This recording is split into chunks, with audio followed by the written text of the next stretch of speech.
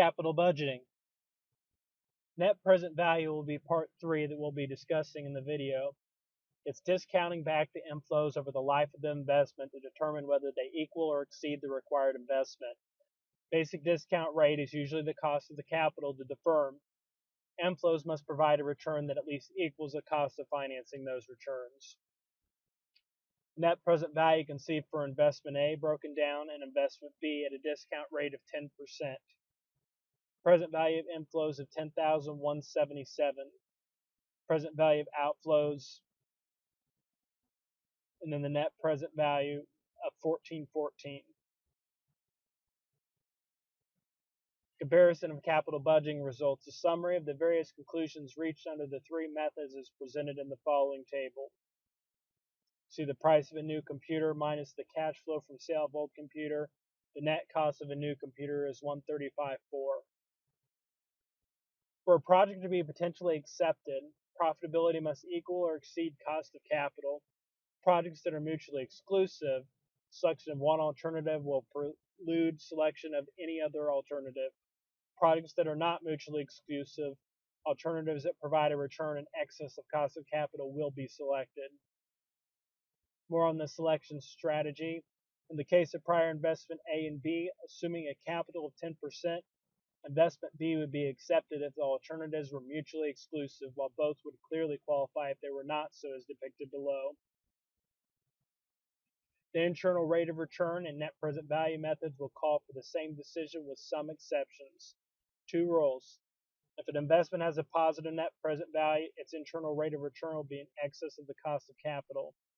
In certain limited cases, however, the 2 methods may give different answers in selecting the best investment. Internal rate of return and reinvestment assumption. All inflows from a given investment can be reinvested at the internal rate of return. It may be unrealistic to assume that reinvestment can occur at an equally higher rate. Net present value makes the more conservative assumption that each inflow can be reinvested at the cost of capital or discount rate. Allows for certain consistency as inflows from each project are assumed to have the same investment opportunity. The reinvestment assumption for internal rate of return and net present value. A few charts showing the example of that.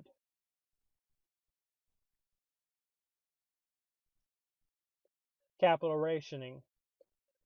Artificial constraints set on the usage of funds that can be invested in a given period by management. Only those projects with the highest positive net present value are accepted.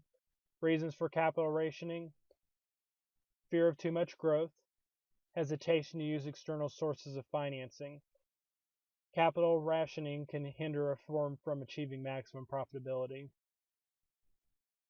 Net present value profile, a graphical representation of net present value of a project at different discount rates. To apply the net present value profile, the following aspects need to be considered. Net present value at a 0 discount rate. Net present value is determined by a normal discount rate, and then the internal rate of return for the project. Here's a graph showing the differences between those two.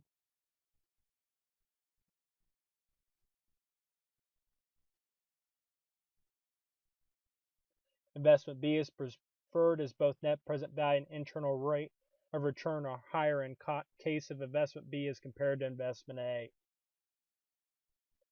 There's a crossover showing the differences between those.